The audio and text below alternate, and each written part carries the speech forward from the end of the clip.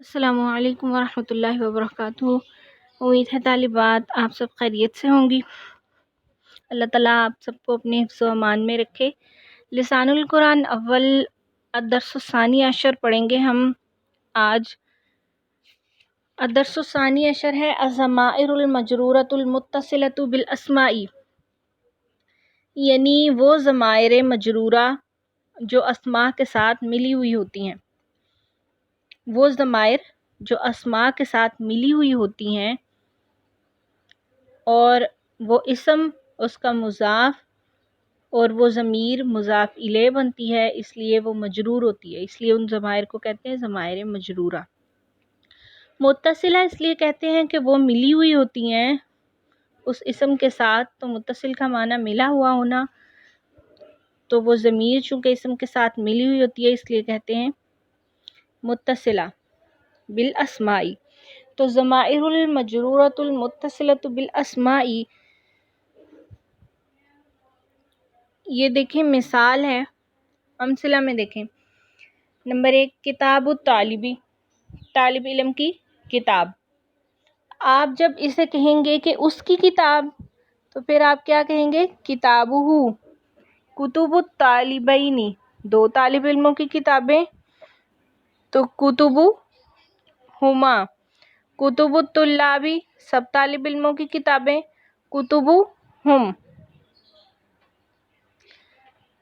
ٹھیک ہے، تو اسی طرح پوری گردان میں ایسے ہی ضمائر کے ساتھ ہم گردان پڑھیں گے، اور آپ بھی ساتھ پڑھیے اور اس کی بار بار پریکٹس کریں مختلف اسماء کے ساتھ ضمائر کو ملا کر، تو گردان کو آپ نے پڑھنا ہے۔ جیسے مثال کے طور پہ ایک گردان آپ کی کتاب میں دی ہوئی ہے، کتابہ، کتابہما، کتابہم، یا کتبہ، کتبہما، کتبہم، کتبہا، کتبہما، کتبہن۔ یہ غائب کی ضمیریں تھیں۔ اب مخاطب کی ہیں، مذکر کی، کتبک، کتبکما، کتبکم، کتبکی، کتبکما، کتبکن۔ متکلم کی کتبی اور کتبنا۔ تو اس میں غائب کی ضمیریں ہیں ہو، ہما، ہم، ہا، ہما، ہننا۔ مخاطب کی کا، کما، کم، کی، کما، کننا۔ متکلم کی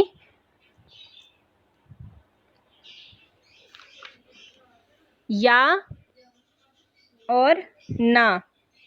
یہ ضمائر متصلہ ہیں۔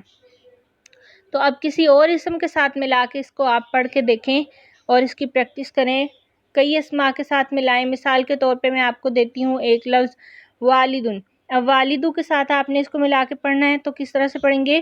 والدہ، والدہما، والدہم، والدہا، والدہما، والدہن، والدک، والدکما، والدکم، والدکی، والدکما، والدکن، والدی، والدنا۔ اب اموں کے ساتھ ملا کے پڑھیں، اور اسی طرح اور بھی مختلف اسماء جو آپ چاہیں اس کے ساتھ ضمائر کو ملا کے پڑھ کے دیکھیں اور اس کی مشق کریں۔ امہ، امہما، امہم، امہا، امہما، امہن، امک، امکما، امکم، امکی، امکما، امکن، امی، امنا۔ تو اس کی طالبات آپ نے لازمی پریکٹس کرنی ہے ان ضمائر کی۔ ضمائر مجرورہ متصلہ ان کو کہتے ہیں۔ اور اب ہم چلتے ہیں شرح و تفصیل کی طرف۔ شرح و تفصیل میں مندرجہ بالا نقشہ ضمائر متصلہ پر مشتمل ہے۔ ان ضمائر کے بارے میں چند باتیں ذہن نشین کر لیجئے۔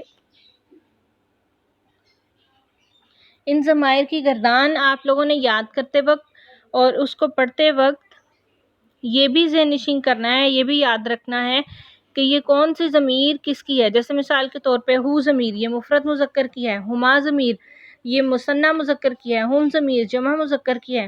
اسی طرح یا ضمیر مفرد مذکر مؤنث، ٹھیک ہے۔ اسی طرح نا ضمیر مثنیٰ جمع مذکر اور مؤنث کی ضمیر ہے، ٹھیک ہے جی۔ اب دیکھیے شرح و تفصیل ان ضمائر کے بارے میں چند باتیں ذہن نشین کر لیجئے۔ یہ ضمیریں مستقل واقع نہیں ہوتی، یعنی الگ واقع نہیں ہوتی، بلکہ اسم، فعل یا حرف کے ساتھ مل کر واقع ہوتی ہیں۔ پیچھے آپ ضمائر مرفوعہ منفصلہ کے بارے میں پڑھ چکے تھے۔ جو ضمائر الگ ہوتی ہیں، ملی ہوئی نہیں ہوتی، وہ مرفوع واقع ہوتی ہیں۔ ان کو منفصل کہتے ہیں کیونکہ وہ الگ سے ہوتی ہیں، اسم، فعل، حرف کے ساتھ ملی ہوئی نہیں ہوتی۔ اور یہ ضمائر چونکہ متصل ہوتی ہیں، اسماء کے ساتھ ملی ہوئی ہوتی ہیں، اس لیے یہ مجرور واقع ہوتی ہیں۔ تو یہ ضمیریں مستقل الگ واقع نہیں ہوتی، بلکہ اسم، فعل، حرف کے ساتھ متصل یعنی ملی ہوئی واقع ہوتی ہیں۔ نمبر 2 ہے اسم کے ساتھ مل کر مضاف الیہ کی حیثیت سے مجرور ہوتی ہیں۔ جیسے مثال کے طور پر تھا کتابہ، تو یہاں کیسے اسم کے ساتھ ملی مضاف الیہ بنیں گی؟ کتابہ مضاف اور ہو ضمیر مضاف الیہ۔ اب آپ کہیں گے کہ مضاف الیہ تو مجرور ہوتا ہے، اس پر تو کسرہ نہیں ہے۔ تو بچوں ضمائر جو ہیں وہ مبنی ہوتی ہیں، مبنی کا اعراب نہیں بدلتا بلکہ اپنی جگہ پر قائم رہتا، تو اس کا اعراب ہم کہیں گے کہ یہ محلاً مجرور ہے۔ نمبر 3 دیکھیں، حرف کے ساتھ مل کر بھی مجرور واقع ہوتے ہیں، جیسے لی ہے، لی، لنا۔ اور نمبر 4 فعل کے ساتھ مل کر مفعول بہ کی حیثیت سے منصوب واقع ہوتی ہیں۔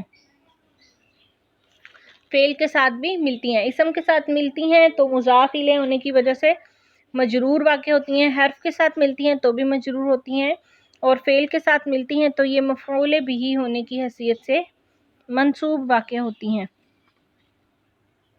جیسے ہے ضربک، ضربکما۔ اور قاعدہ دیکھیں، آگے قاعدہ ہے ضمائر متصلہ متصل واقع نہیں ہوتی، مستقل واقع نہیں ہوتی، بلکہ اسم، فعل، حرف کے ساتھ متصل یعنی ملی ہوئی واقع ہوتی ہیں۔ اس کی 3 حالتیں ہوتی ہیں، مرفوع، منصوب اور مجرور۔ ضمیر جب کسی کے ساتھ بھی ضمیر متصل اسم کے ساتھ مل کر مضاف الیہ کی حیثیت سے مجرور واقع ہوتی ہے۔ اور تمرین نمبر 1 اس کی دیکھیں، مندرجہ جملوں میں سرخ اسماء کی بجائے ضمیر لائیے۔ ضمیر لے کے آنی ہے آپ نے، جیسے مثال ہے ایک دی ہوئی کتاب الطالب علی الرف، کتاب مضاف، الطالب مضاف الیہ، ٹھیک ہے۔ اب ہم نے یہاں طالب کی بجائے ضمیر لے کے آنی ہے، طالب اس کا صیغہ دیکھیں آپ کون سا ہے، مفرد ہے اور مذکر ہے، تو مفرد مذکر کے لیے کون سی ضمیر متصل آئے گی؟ ہو ضمیر، تو کتابہ علی الرف۔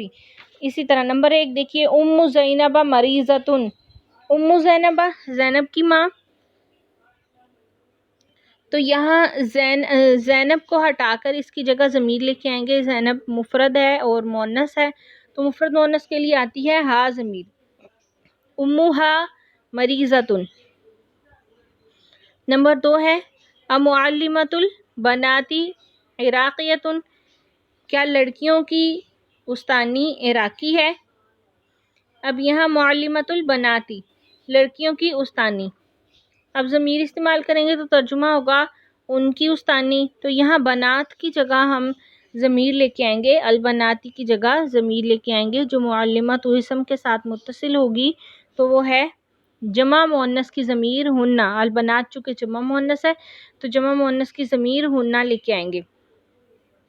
معلمۃ ہنہ عراقیۃ۔ نمبر 3 ہے انت ابنۃ خال عائشہ، کیا تم عائشہ کے ماموں کی بیٹی ہو؟ تو یہاں ابنۃ خالی،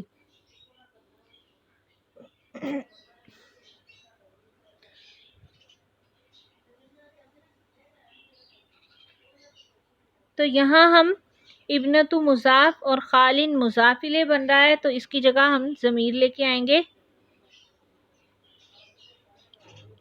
اور ضمیر لے کے آئیں گے ہا ضمیر، انتی ابنۃ ہا،